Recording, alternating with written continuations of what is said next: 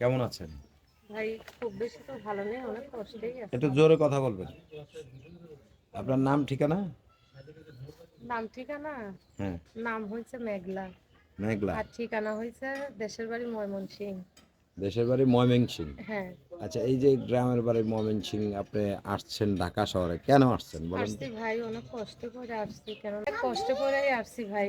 হ্যাঁ, নিজের মানেই সৎ মা।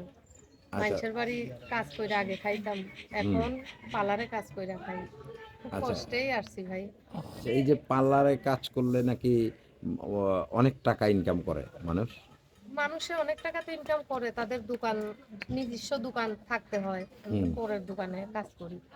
বেশি আচ্ছা। টাকা দেয় না, 300 200 400 এরকম, যখন যা হয় তখন তাই দেয়। আচ্ছা, এই যে ৩০০, ২০০, ৪০০ টাকা দিয়ে কি সংসার চলে?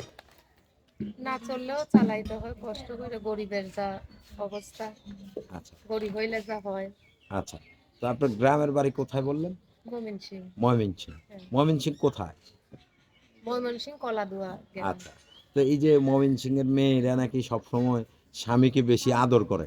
হ্যাঁ, আদর করে তো অবশ্যই, স্বামীকে তো, স্বামী তো আদরের জিনিস। হ্যাঁ, ওই স্বামী তো আদর করতেই হয়। হ্যাঁ। কিন্তু মনের মতন স্বামী হইলে তো তারে আদর যত্নই রাখবো। আচ্ছা, তো বিয়ে শাদী হয়েছে? না, বিয়ে শাদী হয়নি। এখন আপনার বয়স কত? বয়স 19 বছর। বিয়ের বয়স হয়েছে? হয়নি? না, এখনো বিয়ের হয়নি? বয়স তো হয়েই গেছে, মেয়েরা তো কুড়িতেই বুড়ি হয়ে যায়। হ্যাঁ। বিয়ের বয়স অবশ্যই হয়েছে, তার মানে কিন্তু এখনো কুড়ি হয়নি, বুড়িও হন নাই নাকি? না, কেননা হ্যাঁ, বিয়ে শাদী করতে গেলে হ্যাঁ, একটা এই জীবন পার্টনারটা হইতে হইব নিজের মনের মতন। হ্যাঁ। তো এখন তো আছে নিশা খায়, বিভিন্ন রকম দেখি অত্যাচার করে, এখন ওই রকম তো আমি চাই না। আমার জীবনটা অনেক কষ্টের জীবন, আমি চাই একটা সুন্দর মনের মানুষ, যে আমার পাশে থেকে আমারে যত্ন করবে, আমারে ভালোবাসবে, আমি তাকে ভালোবাসবো, কোনো স্বার্থ নিয়ে যেন সে আমারে ভালো না বাসে, আর আমি যেন তাকে ভালো না বাসি, নিঃস্বার্থভাবে তাকে ভালোবাসবো। আর ভালোবাসাটা দেবো বিয়ের পরেই। আচ্ছা, বিয়ের পরে অনেক ভালোবাসা হ্যাঁ, দিবেন। অনেক ভালোবাসা দেবো, তার অনেক যত্ন করে রাখবো, তার রাইট, কখনো অবহেলা করবো না, সে যেই রকমই হোক না কেন। রাইট। এই যে বিয়ের পরে অনেক ভালোবাসা দিয়ে অনেক যত্ন করে রাখবেন।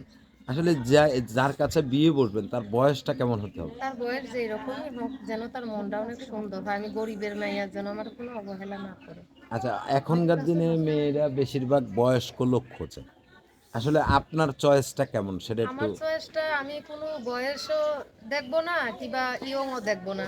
আমি হুম, চাই যেন তার মন মানসিকটা অনেক সুন্দর হয়, যেন আমার গরিবের মেয়ে, যে আমি গরিবের মেয়ে, আমার কোনো অবহেলা না করে, আমার যাতে একটু যত্ন করে। আমি খুব কষ্টের মানুষ। আচ্ছা। এই যে খুব কষ্টে আপনি বড় হয়েছেন, এত কষ্ট কেন হয়েছে জীবনে? এত কষ্টে এখন আল্লাহ লেখা দিচ্ছে মানে কপালে বাবা এখন। মা কি? বাবা মা বলতে নিজের মা নেই, ছোটবেলায় মারা গেছে। ও, সৎ সৎ মার কাছে মায়ের কাছে থাকলে মানুষ হয়েছে। সৎ মা কতটা যত্ন করে, যেই সব ভাইয়ের সৎ মা আছে তারাই বুঝতে পারবে যে সৎ মায়ের কষ্টটা কতটা।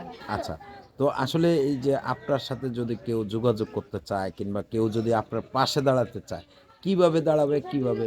ভাই আমার যদি পাশে দাঁড়াইতে চায়, আমার তো টাচ ফোন নেই, আমার বাটামালা একটা সেট আছে, নাম্বার আছে, আমার নাম্বারে যোগাযোগ করে আমার সঙ্গে যোগাযোগ করতে পারবেন। আচ্ছা, তো আসলে এই যে মানে আপনার নাম্বারে যোগাযোগ করবে, দেশে বিদেশে অনেক মানুষ আপনাকে ফোন দিতে পারে। তো আপনি জেনে শুনে কি নাম্বারটা দিতে চান?